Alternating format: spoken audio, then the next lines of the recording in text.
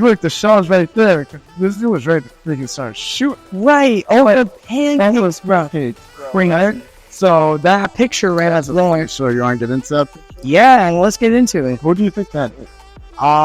Your dad or great grandpa? That's great. Or your grandpa? That is Pablo's. Oh, my bad. So now, all right. What about that segment?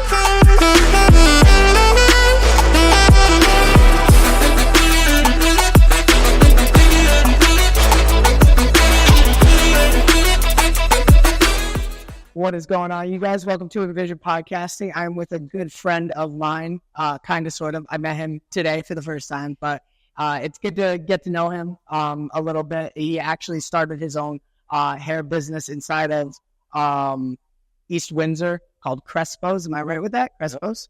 Mr. Andres Sanchez. Hey. What's going on?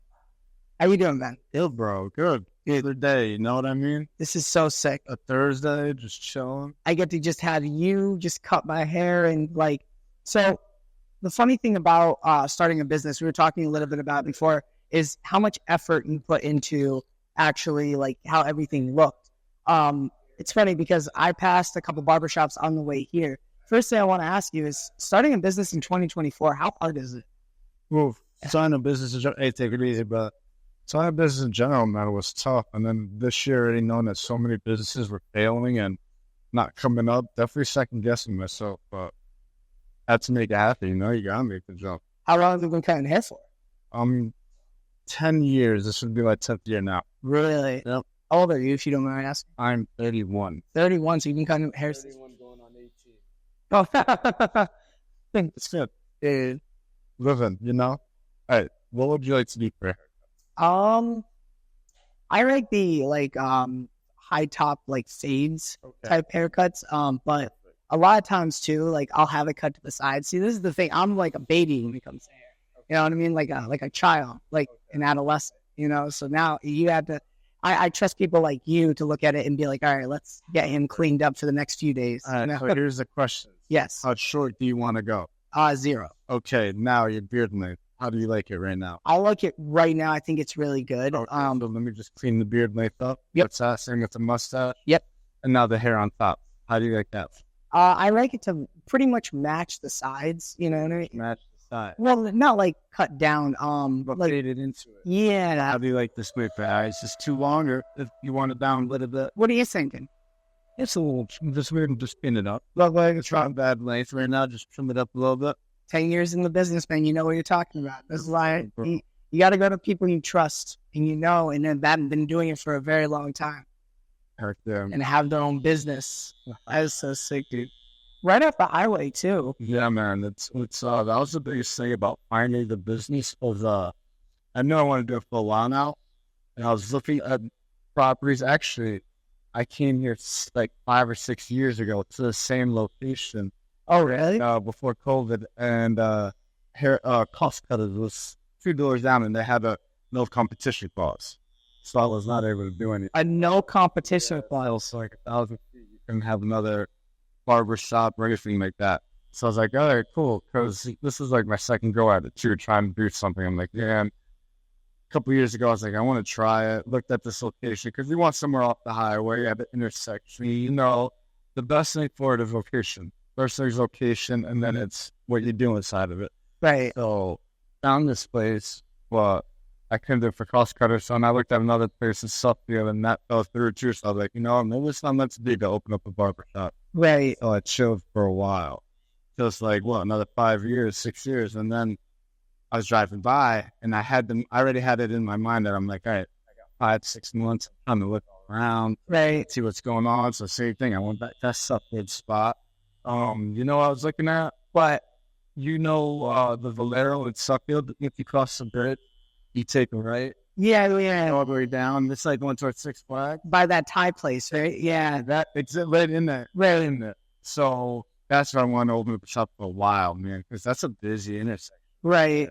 And you have a lot of traffic coming down from Massachusetts, too. Just it touches every area, you know. You got Suffield, Mass. You got to travel through there. Right. So, that one failed again, so I started driving by. I'm like, man, this is never going my way. And then I saw it was open, and this was after COVID, obviously, so I saw cost cutter gone, and I jumped in here, man, and then it took me like just probably like 3-4 months of just going back and forth, talking about it, what I needed to do. Did you put your own no competition clause in? You should. You totally should. Because it's okay. And there's another barbershop right down the road. Right. Not worried. It's all love. You have no need to be worried either. Your place is so dope. Dude, there's so many people in this world. You can all eat. Right. No reason for it to be a one-man team, you know? Yeah. So it's all good. But well, that's how we started. Just driving by, and literally, I remember the day. I was driving by, and I saw it said right on the sign, it said for sale or for rent by Realtor, and I just was driving around like, I should check it out. And then I just whipped the car around, then I came in here, and then that's how I started. That's awesome. Yeah. And it's funny too, because you were talking a little bit about how you were just about to kind of give up on that, you know, and how everything kind of came full circle for you finally. Well, now, when you say chilled out for a few years before you opened up this spot, what does that mean? Like, what were you doing? So there's just behind the chair, man. Behind the chair, just cut. Got you. I was cutting with my good friends over there at Son's Barbershop in Enfield. The Great Cuts one? No, Son's Barbershop. Started Barbershop. It's right in front of Big Y. Oh, okay. I do know what you're talking about. Yeah, right next to Smith's Ice Cream. Ready? Okay. Yeah, it's there for Now, when you tell people who are close to you, I'm starting my own business, you know, I'm gonna leave all the security and actually go out and not only get a spot, but get a spot in a really popular intersection area. Even though you've been doing it for 10 years, was there ever any like doubt from around them? Did you kind of feel a little crazy? 100%.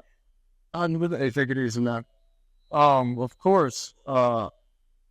A lot of people said, "Why would I do it if I had everything set here?" You know, because I had a good gig, you know, and I was busy. 2 weeks booked out. I've been 2 weeks booked out for a couple of years now. Jalalo is puesta. Hablando en el micrófono. So sorry. No, not at all. He was asking me what's going on for after. Oh, after here? Yeah. It's entrepreneurship party time. That's what it is. That's the thing, man. And on the Thursdays, we work hard during the week. So at the end of the week, we go out to eat, you know, as a team together. Oh, that's awesome. Yeah, we do all that. So, pero Miguel, sí. Ahora lo llamo. So, bro, when I was opening up the shop, and I didn't tell anybody for a while. I signed the lease. I did all that, and I didn't tell anybody. I just kept it to myself. I'm like, you know what? Little by little, I'll tell people once I'm out of there because I didn't want to step on anyone's toes. Okay. All right. I literally was telling nobody. I told nobody until really when it was time to get out of the shop. And then I left. And I told like close friends here and there, but I kept it all to myself because out of respect, you know what I mean? Right. My barbershop at the time. And if someone was opening up a shop, I don't want them to promote themselves in my shop. Yeah. So then I left, and then I started telling people, and then I'm like, man, hopefully I can find barbers. Hopefully I can do this. Hopefully, you know, people follow. Right. So, well, it seems like even what you just said every Thursday night after you guys, you know, work hard, you guys go out to eat. I think that's what makes you such a great business person in general is you have that family team-like aspect that you bring to the table that these other businesses like a Cost Cutters or Great Clips, they don't bring that really as much, you know. It's more of like working for a big business and that's it. Yeah. So I like that about you. You know, you bring everybody together. That's really nice. That's the goal, man, because, I mean, we spend so much time together now. We want to be able to, we have anything that we can help each other out with. If there's anything that needs to be put on the table, if there's anything that we could correct, you know, I'd rather talk about it in person outside of business than in here, you know what I mean? Yeah. And then create a good bond, man. We're with these guys so much. And everyone's family, everyone knows each other. That's his kids. They come in, they come hang out. Right. Putting green, they're chilling. I did see that. My man has a mini golf setup in his barbershop. If there's no other barbershop with that, you guys gotta come here. I'm telling you, like the ingenuity of this place, like where you actually were just talking to me and one of my buddies over there about how you painted the floor, how you got the floor set up and everything. That was really unique. Oh yeah. Which we'll get a shot of the floor, you guys, because it's sick. They broke my back. They're like, tell you what, man. You grind the concrete is no joke. So you took paint that was like different colors, orange and black specifically, right? Polyethanol epoxy, yep. Polyethanol. And it's 3 different bases, and then each coat is one how do I say it? Seals the concrete, the first base. Okay. Humidity comes from concrete, on the floor, so I had to seal it first, and then after the first seal, then you got to smooth it out and put another layer on it, and then the second layer is just black. That's what made the color. Right. Now I have my black layers where you can put the last coats of whatever you want on top of black. So now the background is black, and then we added 3 different colors: orange, white, and a little bit of yellow. Right. And then we just went to town, man. We just tried to make it look like a smoke screen coming right through the door. And my buddy Jay Sear, he used a leaf blower to make it all super look natural, Right. Way through, and he was a master with his work, man. With a leaf blower too. With a leaf blower. That's sick. Came out of nowhere with it. For you starting your own business and everything, you opened up shop about 4 months ago. Now, what does like onboarding look like? Like, how are you able to get other barbers to be like, hey, listen, I'm opening up this new place? So when you open up a barbershop, I always thought to myself, man, because I've had this plan in my head for a while, is what sets us different apart from other barbershops? What makes another barber want to come work there? Because realistically, that's the question. Like, oh, what's going to make another barber want to leave another shop? Because at the end of the day, you don't always want new barbers. Right. You want to have an experienced barber, so experienced barbers need to be working somewhere. So the question was, what is going to make someone want to leave another shop to come here? So I'm like, man, number one, it has to be location. Right. It has to be location because money, you know what I mean? Right. Location. So I grind to find location. And then number 2 comes with the environment. Right. The environment. So that's why I went so deep on how it looks. And people know how I flow, man. I'm very open. I'm very people person, I'm very outgoing, so I want to always have people around me. I always want to talk. So barbers already know, oh, Dre, he's mad cool, he's funny and all that, so we can get to hang out. And then they have the good environment that looks nice in here and stuff like that. And then add the money onto it.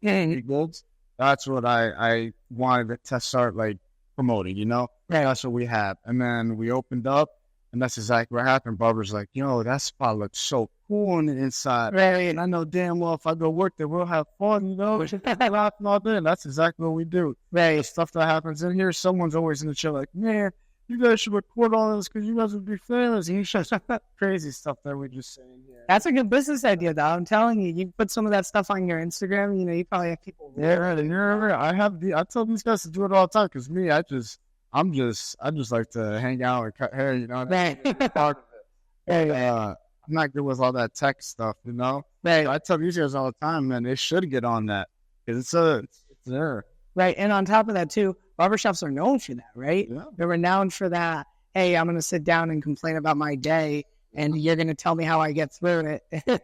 Those have always been the best barbers for me, is like the people that you can actually talk to. And you seem like such a relaxed guy where it's like you have advice for any situation.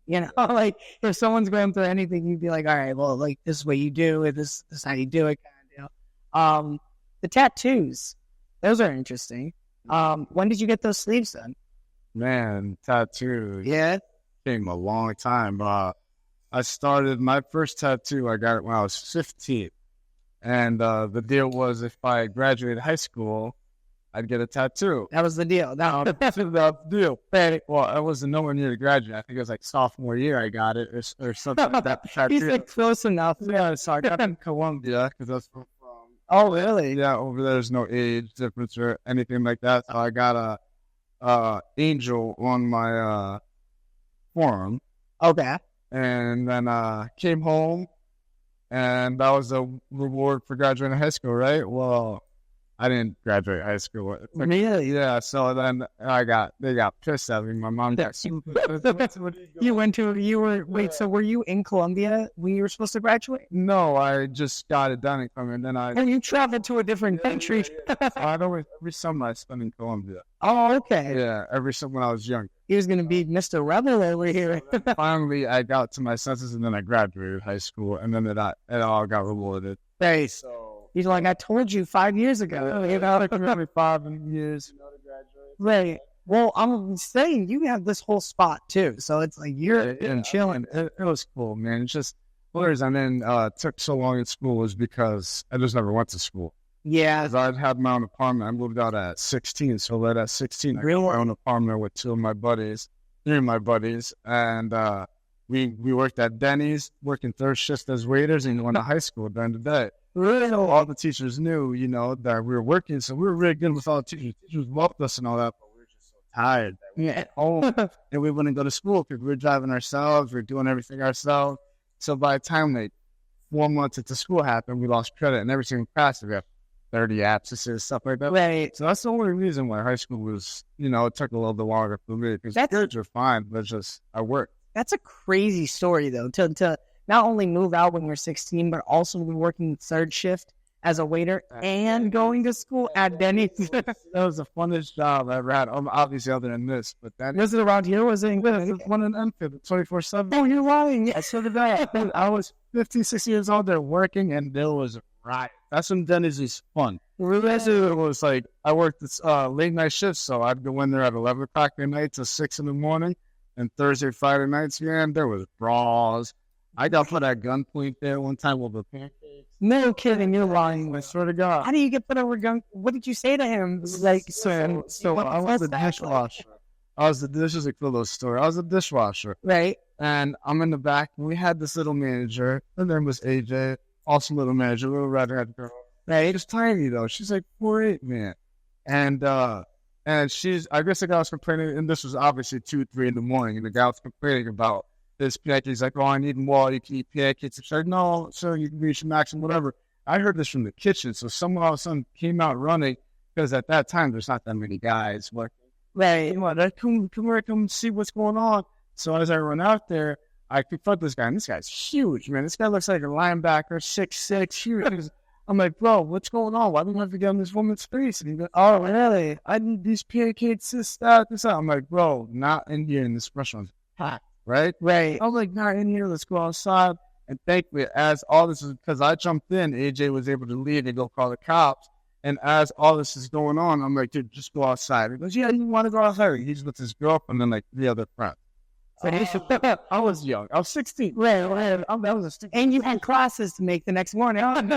Decision to say, let's go outside. Right. So we go at 4:30 in the morning with a stack of things on a Friday or Saturday, right? Oh, man. We go outside. This dude opens the door, walks right outside, and just pulls out a gun and goes, and then the shell falls out. I'm like, oh my God. I'm like, yo, I'm literally out here with like 4 guys, and one of them's holding a gun to me. And literally, as this happened, the mobile guy, all you hear is, woo! I think we should call.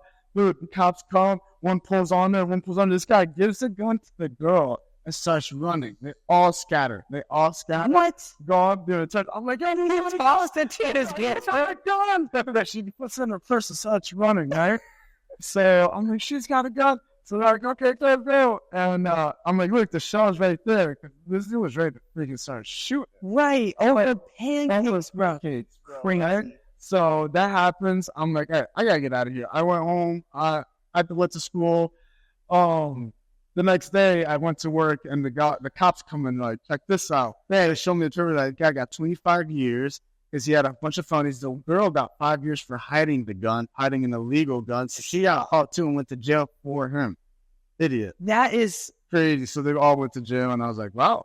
And like, yeah, stop fighting people at Denny's. This is not like a fair job. I'm like, yeah, I know. Over pancakes, bro. That's wild. And on top of that, to toss them to your girl, you're like, hey, listen, we had a great run over the last couple of years, but I'm going to need to give you this gun, and you're probably going to follow me to prison. It's like, what is going on? Crazy, man. That's sad. I used to go at Denny's. Now, it's funny because you described Denny's like a New York club. I used to go at Denny's at like 3 in the morning. It was chill for the most part. Oh, our Denny's is a rager. Really? Oh, man, I got said, well, I can't now, but I was going to be like, if it was still open, I would go on like a Thursday night just to see if shit was still like. I don't know how it was before, you know what I mean? Like pre-COVID? Yeah. Like I'm talking about like, I'm 31, so 15 years ago. Yeah. Or like that, like 2000 older, because it died out. What happened was, honestly, what happened to that Denny's, what destroyed it, because I worked there, was we had a lot of Hispanic cooks. not a Hispanic dishwasher, and the Hispanic cooks were the best ones. Right. Ice came one day.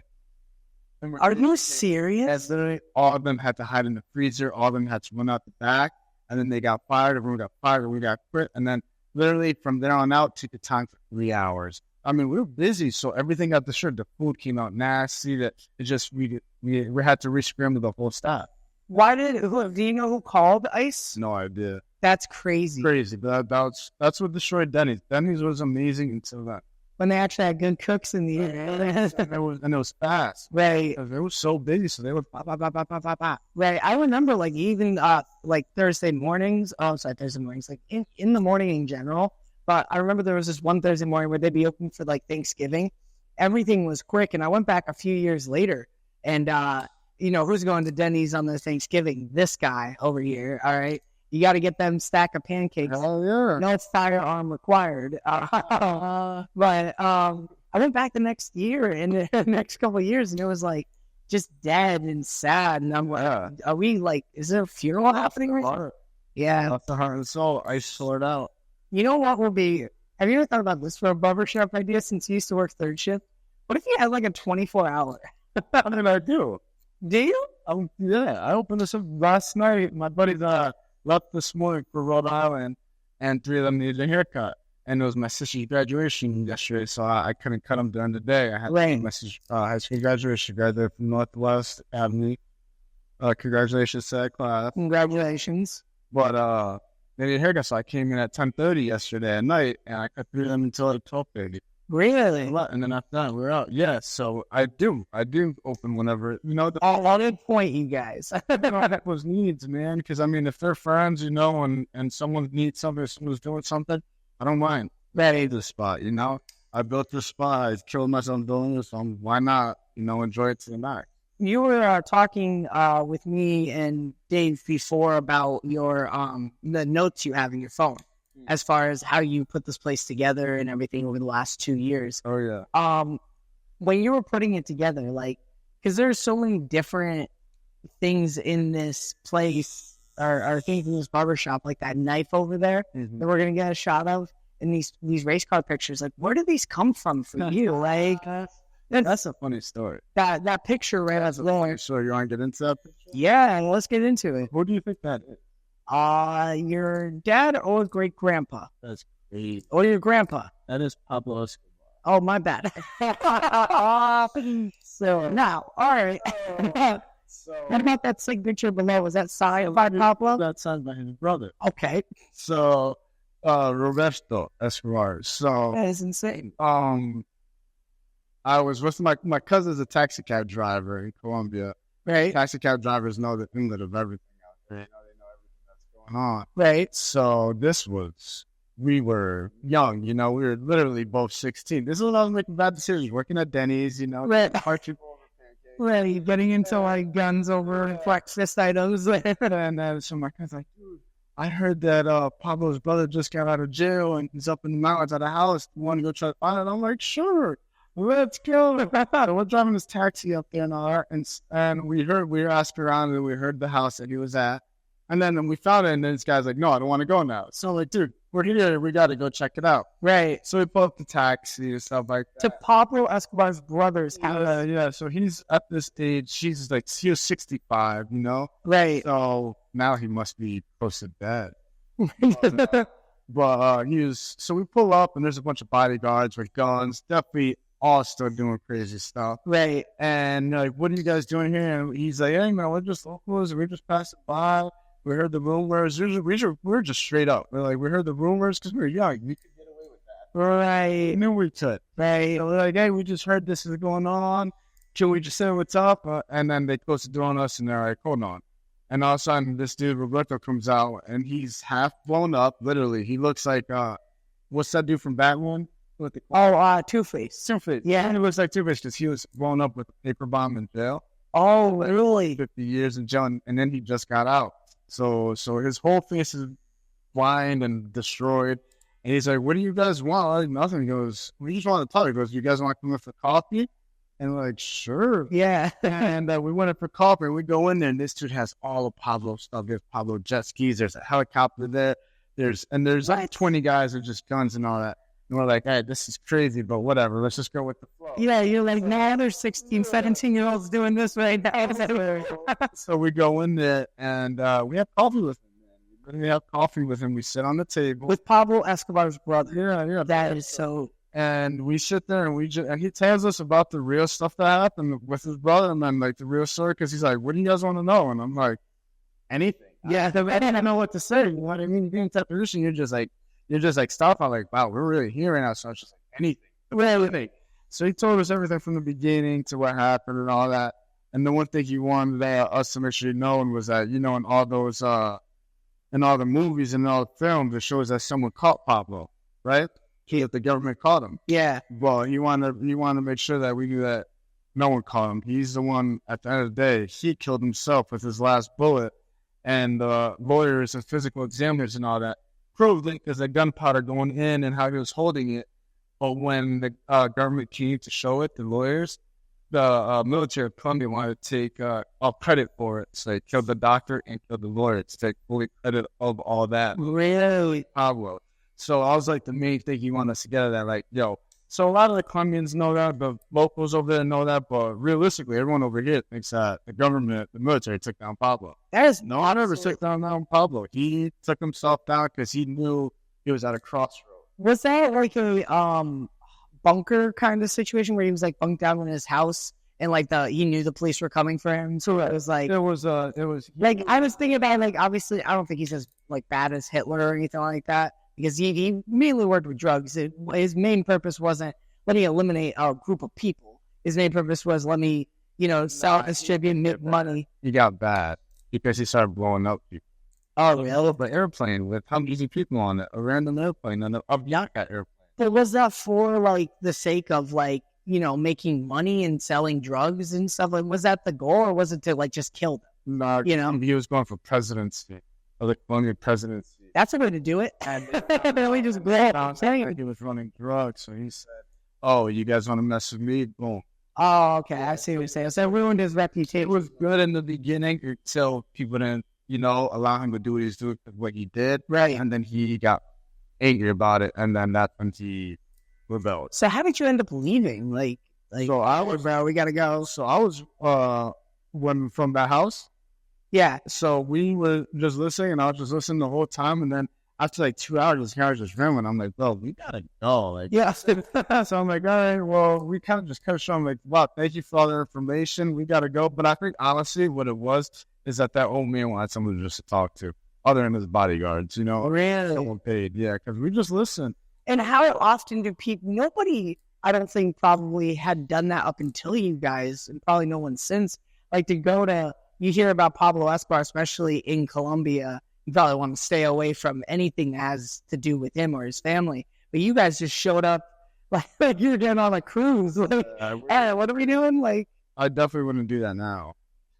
Well, you say you were younger, you can get away with it. Yeah, there's that explorative nature. Well, you explore in different ways, opening up your own business and stuff like that. Smarter ways. Well, you definitely, I could also tell when you get your, like, sense of independence. Yeah. You know what I mean? Like you said, moving out at 16. How long did you live in Colombia before you moved? No, I was always here, man. My mom was okay. Here at birth, but then my mom was young. My mom having 15, 16 years old. No kidding. So it's first high school, so she shipped me back out there. Made sure I was born here, got my citizenship, Right. Started back out there, back here. So like I said, every summer, I'd spend probably like 4 or 5 months out of the year out there in Colombia. Until every year I got older, I'd spend less and less. Then I went to school, so I had to, my first language was Spanish, and then I had to go to school here and then learn English. Right. So I'm learning English, and little by little, started getting acclimated. But now it was like a little point of like, maybe from like 17 to like 18 years, 20 years old that I didn't go as much, maybe just twice a year. But now I'm back at, 6 times a year now. Yeah, it was funny because a couple of the times I texted you, you were telling me that you were coming back. I don't know if it was from Colombia specifically, because I know that you also do Jiu-Jitsu. Yeah, I was just in Belize about a month ago. Okay. I was out there with my Jiu-Jitsu squad, Fight Fit in Glastonbury. Shout out to them boys. Shout out to Fight Fit in Glastonbury, Connecticut. Yeah. If you guys are big travelers and you guys like grappling and choking people out, I mean, they're your best gig, right? Yeah. How long have you been doing jiu-jitsu? Is it 6 years? Yeah, about 6 years now straight, but I wrestled in high school. So I always had a grappling experience. I was always a rough kid like that. So Right. I started off, wrestling, then I got out of it. And then maybe at like 21, 22 years old, I started kickboxing and messing around with, striking a lot, boxing, kickboxing. Right. Did that for a bunch of years, and then I'm like, man, I miss roll. I miss just choking people and all that. So I got back into jiu-jitsu, man, and then that's all she wrote. I haven't turned back to the sun. Right. I was telling you, I did jiu-jitsu for a long time as well, for about 3 or 4 years. Oh. I did it under Gracie. Yeah. Gracie Jiu-Jitsu in Enfield. Shout out Gracie Jiu-Jitsu in Enfield. Yeah, my good buddies goes there. Right, and it was so sick. Like going to the competitions and everything, everyone is so friendly. But one thing I loved about jiu-jitsu is it gives anybody the chance to win a fight, And when you're on the feet with somebody and you're going to strike with them, it's much harder to gauge where it's going to go. But if you're able to take them down, or somehow you guys get into a scramble and you both are on the ground and you're a jiu-jitsu ace, you can control the situation a lot better than if you're a pro kickboxer up against another pro kickboxer. It's like anything could happen. You guys start swinging haymakers. He hits you in the right spot, you go out. Yeah. But on the ground, like you said, it's that grappling. Did you ever win any tournaments? Oh yeah. Hell yeah. We'll go medal. That's awesome. I go medal. I travel a lot. I do the big ones. I just did at ADCC and how was that? Atlantic City a little bit ago. And I just did a super fight at a 10th tournament in Springfield, and that was really fun. Oh, really? 10th and Springfield? I've been there a couple times. Yeah, but it was they have this tournament called Friday Night Grappling League. Okay. It's really dope league, very high level grapplers. Right. And everybody, it's a super fight that I took. It was awesome, man. I went up against this dude named Aiden. Yeah. The dude's dope, man. Good dude. He caught me with an ankle lock, Yeah. Can't take his kudos, but he did some work. So, but it was a great match. And gonna keep, gotta keep just battling. But yeah, I took it a lot. The Americana finish? That one always got me. Because my shoulders are naturally just not flexible at all. So, with my ankles, if someone were to catch me in an ankle lock, it was a lot easier to get out of than any sort of shoulder lock in general, whether it be a Kimura or an Americana or whatever the case may be. My shoulders are just not flexible. So, even if you put, the top of my hand down to the ground just a little bit, if I do that, that's annoying. So people knew that, and they would just take full advantage. You're like, yeah, he might be able to get out of, leg locks or a choke or a guillotine, but his shoulders are weak. So we're going to take advantage of that. So when you started getting into cutting hair, how did that all transpire? Man, cutting hair, I just loved barbershops growing up, man. I loved the whole environment, the whole feeling of it. Growing up from Bishop, where I grew up from, I was walking home from this middle school called Blackham at second, third grade, fourth grade, all the way up to sixth grade. Right. And it was in a pretty, it was in the middle of Bridgeport, you know what I mean? So it was a nice little walk. So we always walked by this barbershop and the store and all that. So I always had to, check in. And people even there, it's the same type of stuff that we have here. And that kind of what made me want to do it. It's my mom would always ask the barber, hey, make sure he gets home. Just if he walks by, that's good. If he doesn't walk by that one day, call me. Right. Because back then we'd have no cell phones like that. We were mad young still. Yeah. So, and I was always just hang out in there, just pull up in there, just say what up. Right. And I was young at the time, didn't know what was so cool about it, but I just loved doing it. Then as I grew older, there was a spot to chill at, a spot to go get some DVDs, spot to go listen to music, you know what I mean? Right. So basically, it gave a lot of confidence to the kids. That's what I always realized. That's where I built a lot of my confidence. I'm like, man, a barbershop, I'm learning how to talk like this. I see these dudes swag. I see how these dudes are acting. This is dope. Rare. So, and then I'm like, man, I love that. I would love to be in there one day and do that. It seems like such a cool job and all that. So then I ended up just, little by little, feeling the shop out, feeling other people's barbershops out. I was big into art. I was big into graffiti. So, okay. All right. I do a lot of art. Why can't I just transition this to hair? Right. So eventually I ended up trying it little by little, and the whole flow of everything just caught me. Do you feel the same way about cutting hair now? Oh, yeah. Is it even more now that you have your own spot? I think so, and that's crazy. I think it definitely having my own spot rejuvenated it. Right. Not that I was dying or anything like that, but I do work a lot. But it's like 9 years, you know. Sometimes you get a little tired, Right. you get a little exhausted. But when I opened up my own spot, it was whoa, like All she wrote. Red Bull gave me wings. Right. And Pegasus. My man came alive. Yes. So my question to you is like, what do you think about, like, I know you just opened this place like 4 months ago, right? But thinking ahead, what would you think about like expanding on a business like this, like having a couple? So I'm sure you've had those thoughts. So I've had those thoughts because for 4 months in, man, I would have never, ever thought we'd be where we're at already. Right. Business plan was to be at 5 barbers by the end of year 1. We're at 6 barbers already in 4 months. Really? So That's insane. We blew up quick. Right. And it's all convocation. Yeah, we have, we got a good name and all that. We try to push that. Location is key, man. We're in the middle of so many, so much stuff right here. But I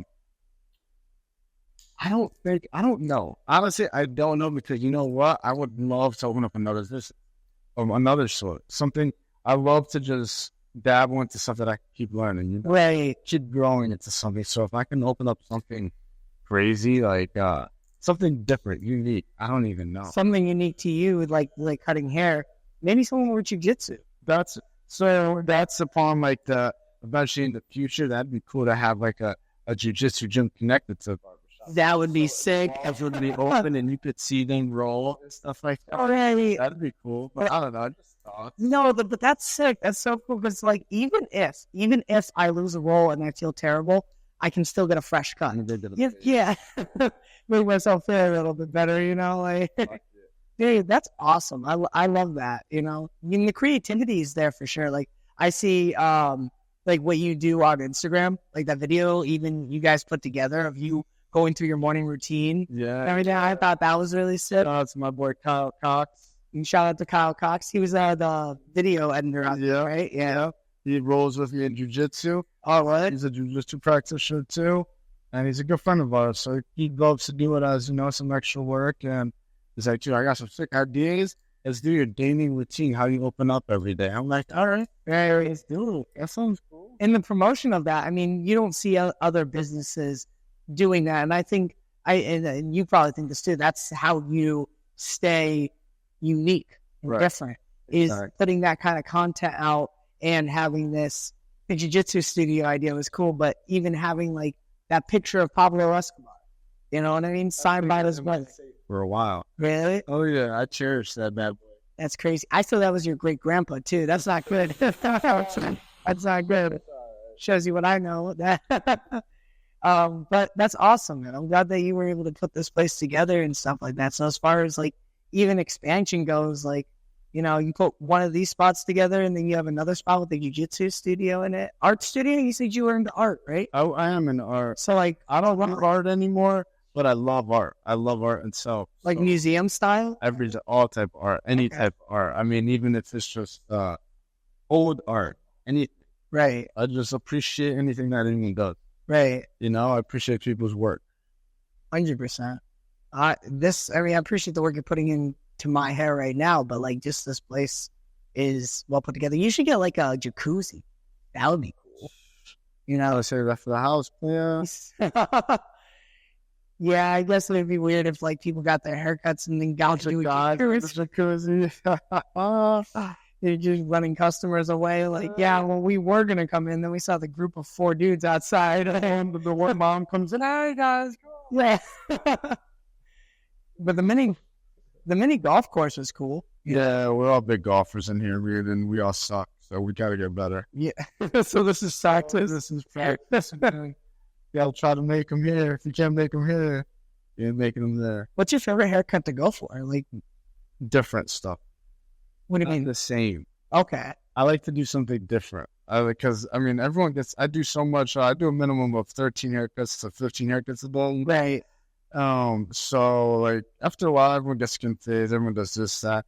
I like dramatic changes. Something that like 6-7 inches of hair down to shoulders, and they want What's the most ridiculous haircut you've ever given? Most like absurd. Oh, I've done a lizard on somebody. A lizard? Yeah, so an actual lizard. So like the hair, the head, and then I kept the hands on it, 2 hands, and then tail. It was cool. Really? Similar. Talk about unique. Yeah, similar. That was a good one I did. Yeah, I forgot about that. That's so interesting. That's like, I was thinking Mohawk is unique. Oh, no. And like, because you don't want to get a haircut for the sake of just getting a haircut. I mean, I feel like that's just, unless you really are out there. Yeah, no, we got a lizard. Lizard is sick, dude. So you should start advertising haircuts like that. Like after animals, you know? Like, hey, you want the hippo cut today? You want the insurance, Geico? Right. What's his name? Not Larry. What's his name? I know what you're talking about. The freaking lizard that's always talking. Dude, do you know his name? The Geico lizard, yeah. Oh, his name was Geico. No, I don't think his name is Geico. Geico the Gecko. Oh, that sounds crazy. Yeah, Geico the Gecko.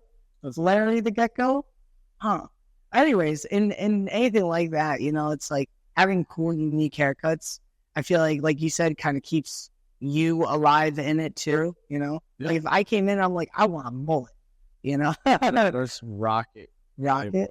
Do you see any haircuts kind of coming back to the 80s and 90s? Yeah, oh yeah, mullets definitely made their way back. Okay. Mullets are hot. Really? Oh yeah. It's a new thing? I had it for a little bit ago. And I got rid of it because I'm not a mullet boy anymore. I'm down to join the gang.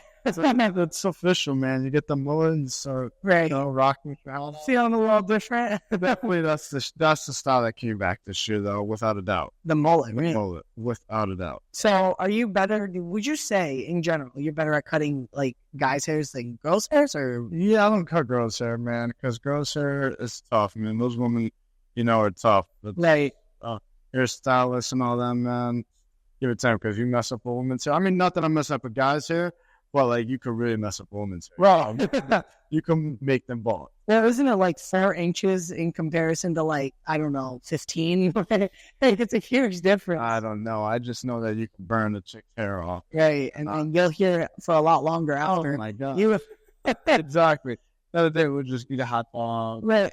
Like, all right, we're good. Yeah, don't worry, Jay. We'll grow back, all right? Stop. Just relax. Where's the jiu-jitsu studio next door? Go roll. Right. You feel some way? Come on. That's sick, dude. Yeah, no, I was curious, like, whether or not you preferred a certain, like, type of hairstyle or, like, you were better generally with guys' hairs. No, I mean, if chicks want to get like a low cut fade or something, or like anything like that, Right. designs, I'm down for all that, but I don't do the long hair. I don't do the dyeing. Right. Or, like, the washing Yeah. part, No. like, you're getting baptized. Yeah. You've ever seen that? Like, yeah. big bowls, I'm sure. Big balls. So what is next as far as this year goes, besides like we were just talking about expansion and everything like that? For you, like what personal goals you got? My next goals for here is, so this space, I got the space for 8 barbers. Okay. Right now there's 6 of us. So my next goal is, when I built it, I wired it up for 8. So with the putting green, there's going to be 2 more stations. That is my next goal, to grow this shop. Right. But the next 2 stations and had 8 full barbers now. Dude, So that was my 2-year goal. Now that turned into my 1-year goal. right. So Well, in 4 months, you already have 6 correct. out of 8. Yeah. So now that changed to my 1-year goal. So I would like to do by 3 months, add the 7th station, Right. and then give another, a couple months and add the 8th. For you, what kind of haircut do you usually get?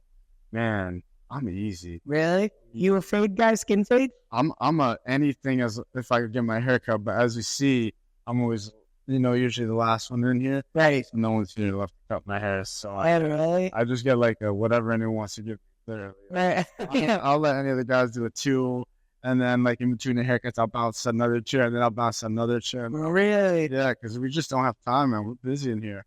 So It's not bad, especially with summer, everything. Because you opened up, it's a great time because it's the beginning of the year, but season-wise, you opened up in winter when nobody wants to come outside. Mhm. So that's already I figured if we can make it through the winter, we can make it. 100%. Yeah. And then summer's coming out. People are going to be out like crazy. All we need to do is make it to summer. Man, we made it through winter and summer. So we're good. Dude. with 6 barbers and like multiple customers coming through, because it wasn't just through that guy we were talking about earlier that I heard about this place opening up. Like, I think the first thing I saw was like a reel on Instagram of you cutting a band and stuff like that. And I was driving past to get to Walmart, and I saw this place. I'm like, oh, that's sick. You know what I mean? Like, this is really cool. At first, I thought it was like a smoker's lounge in a haircutting studio. That's what I thought at first. Now, am I disappointed? No, not complete. No, I'm just kidding. You know, it was very cool. Like, I walked in here, I'm like, dude, this totally could be like a cool, like, you know, hookah lounge / like the haircutting studio. Oh, why not? You know. well, the vibes is I'm point. I opened it up with back to I was saying how I grew up as a kid. I wanted to have this open to anyone walking by, any kids walking by, saying mom has too much stuff to do and they're too busy this week. You know what I mean? Right. And they can't do anything because they're kids. I'm like, dude, you should drop them off and they can hang out here. Right. Go chill because we'll take care of them. We'll be all good. And you know, chill here. Or say you want your husband, you want to get away from the wife. There's next door. You want to just grab a beer and sit down and chill around? Right. Portion all day. Dude, I love that. I love that. Chairs in the back, we got table, we have a huge fridge in the back. It's stocked. Right. When it's stocked. So it's like, you know, that was the goal, is to make it a chill spot. So right. anyone could just vibe out. I like that. And I do believe it says Crespos Hair Lounge specifically. Correct. Which smoker lounge, that's just my natural behavior. So we'll ignore that. But the lounge aspect, it's like people usually go in and out of places just to get in and out of places. Yeah. You know, you go to the grocery store, you're not there to sit down and chill and talk with people. We don't have enough of that. Right. You know what I mean? Like that kind of casual conversation where you're unlocking with people and just being yourself. So there's no such thing as loitering and soliciting anymore, man. Like, you should be able to chill. You should be able to hang out, man. Right.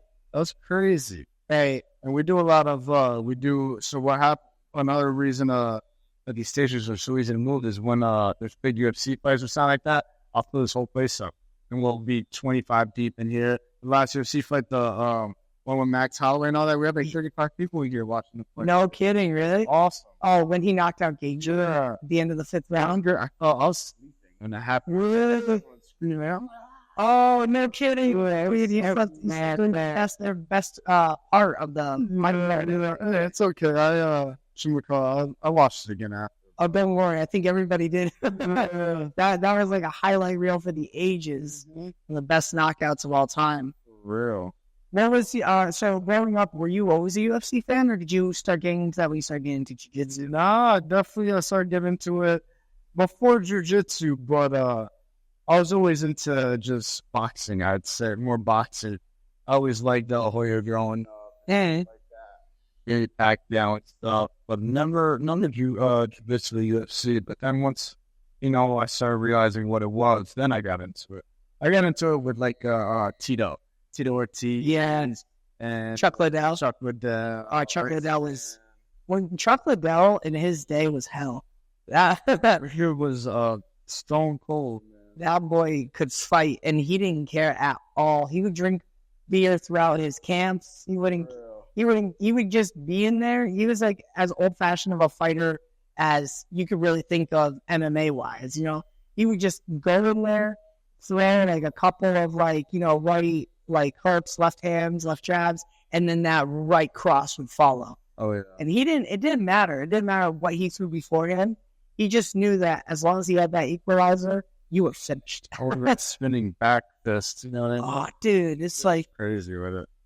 Who's your favorite fighter to watch now? My favorite fighter right now has to be, my guy. I have a lot, bro. One of your favorite fighters? One of my favorite fighters. Max Holloway excluded because you swept him that fight. I love Max, but I like Dustin Poirier. I like Dustin a lot. But Charles Oliveira. Yeah, I was gonna say the exact same thing. He's probably the most fun to watch out of the last fight. Against Tarzankian, I believe it was. Yeah, he was doing most of the fighting. You know? Yeah, and I also thought that he and I agreed with you. I thought that he was going to finish it at the end of the third round with that Darce choke he had. And everyone thought that he was out, but I was like, I thought he was out too. Because you fell flat on the ground and he didn't even move his hands at all to gesture, oh, I'm good, until after he went flat. He didn't do it as he was doing that. So everyone thought, oh, it was a stoppage when it wasn't. But if that fight had a fourth and fifth round, there would have been a stoppage. Exactly. That's a 3-round fight. Come on now. Yeah, we all know Oliveira and Diaz, like, they don't get started until fourth round. Yeah, that's crazy. I love Nate Diaz. Nate Diaz is one of my favorite fighters. Just to watch do life. You know what I mean? That man. Did you see that that podcast with him and that big Jack dude? Robert Martin. Yeah. Yeah. I forgot to beat you up. Yeah. He goes, not a chance. Yeah. he said, you're a podcaster, brother. That man, you're sticks in the podcast. Yeah, that was funny. Dude. Just let it film that. Oh, come on. That guy can't touch me. And they were talking about the Devin Haney thing. It's like, that's not even the same thing. Because Bradley Martin was talking about, oh, well, I can beat up Devin Haney. And it's like, yeah, but he's a boxer. Wade was like, you grab a hold of Devin Haney's probably dead. Yeah, you grab a hold of me, you're dead. For real. You don't care, gangster. He's the best. It was funny because I was listening to a comedian named Shane Gillis talk about Nate Diaz and like the way he is in real life. And he said he is no different from how you see him on the cameras. He said, we left a club and he just front kicked this random dude just out of nowhere. He got into, I guess, a fight in the bathroom. Nate Diaz did. Like, it was quick too. Like, he went to the bathroom for 2 minutes and came out, and his hands were all like busted up and stuff like that. And she was like, "Oh, what happened?" Nate Diaz was like, "I don't know, but that player was talking shit," and he just like walked around like his day was like normal and stuff. So I don't know, man. It's definitely crazy. Yeah, those boys are different. Would you ever, if I were to take Andre now, bring you back to 21-year-old Andre, would you ever compete like in the UFC or in boxing or anything like that? Oh yeah, definitely. Okay. I would definitely go for it. I would definitely just took on MMA fights at least, you know? Right. Now I have no need or want to, I don't want to jump in the ring and get all beat up in the face for what? Right. No, what? I don't got nothing to prove.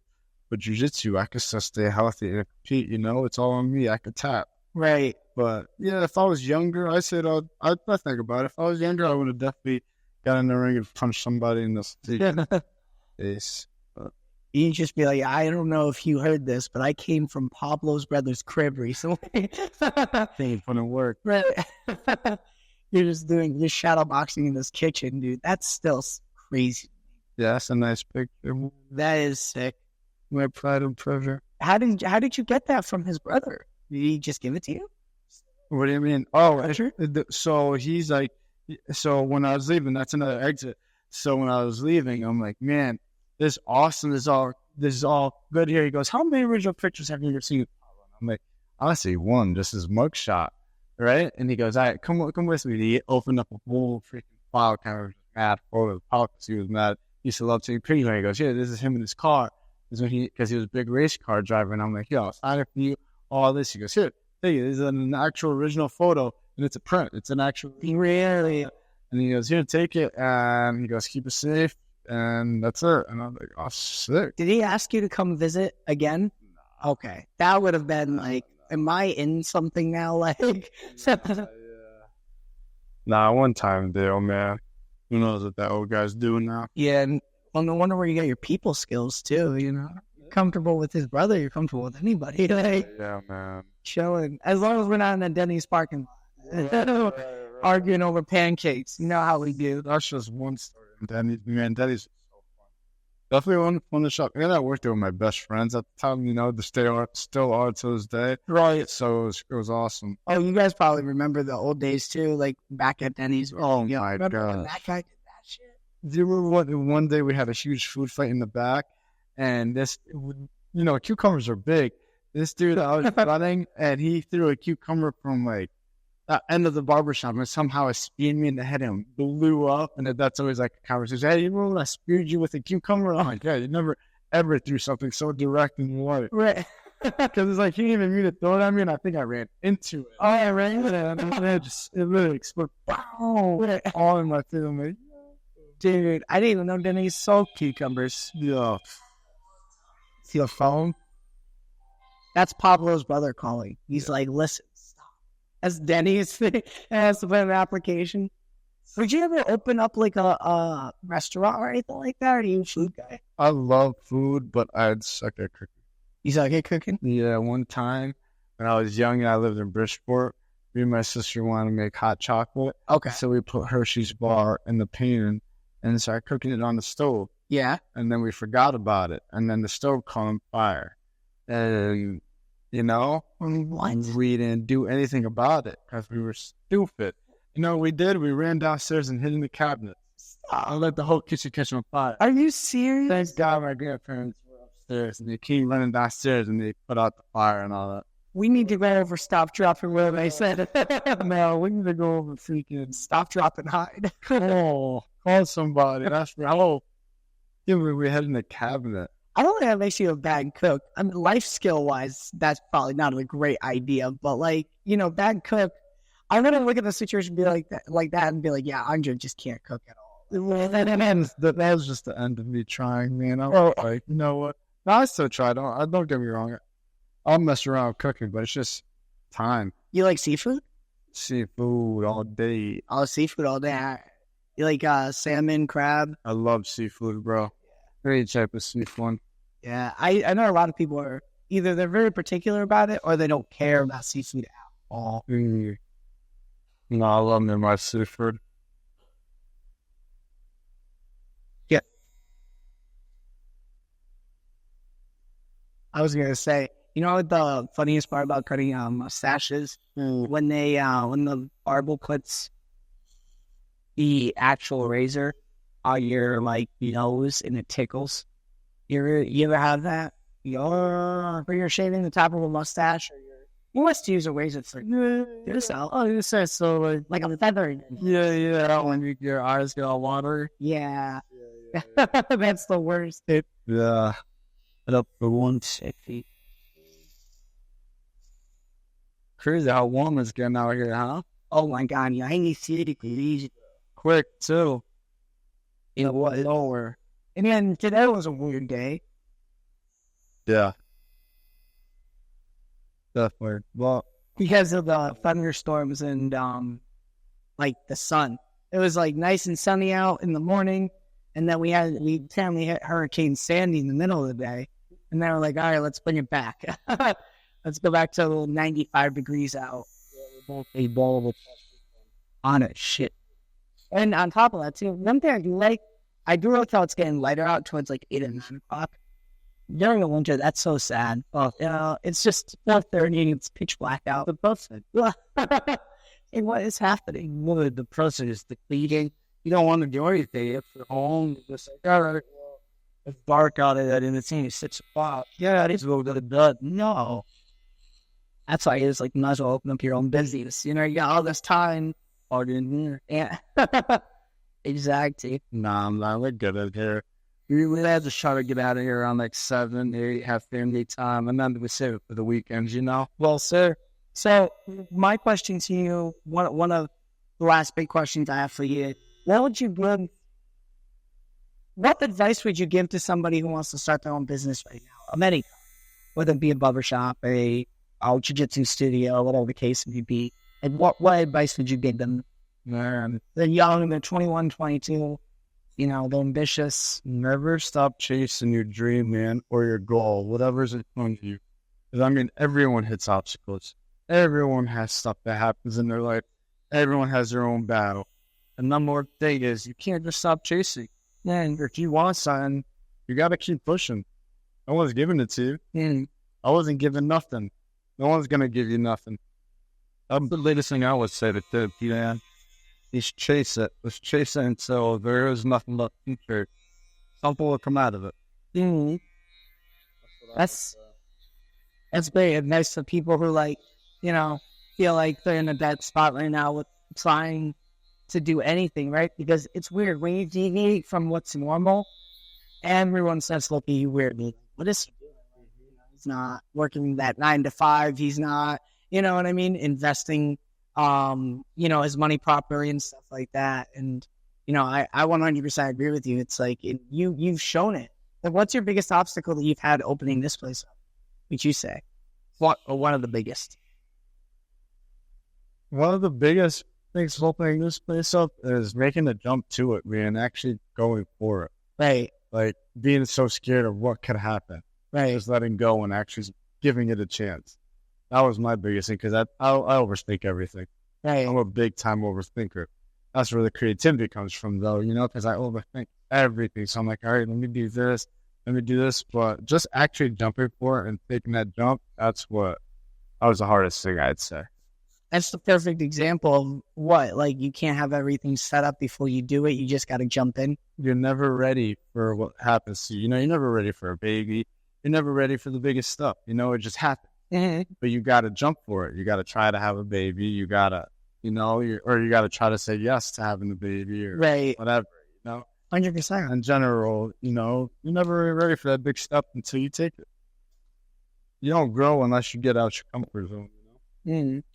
Well, you definitely, you're in your comfort zone right now because you spent so long outside of it, right? Yeah. Like now you're chilling. You're actually like, the business is put together, and I'm sure that maintaining the business is going to be difficult, through the course of the next few years, but you have a vibe about you where it's like, listen, it doesn't matter how difficult it is, we're all going to get through it together. And I think that teamwork leadership that you bring to the table is what's made you so successful so quickly. Because that's the important thing. It's been fast. I'll take the microphone off. But yeah, it's been fast, man. Which, by the way, I appreciate the haircut. Appreciate you, my man. Seriously, thank you.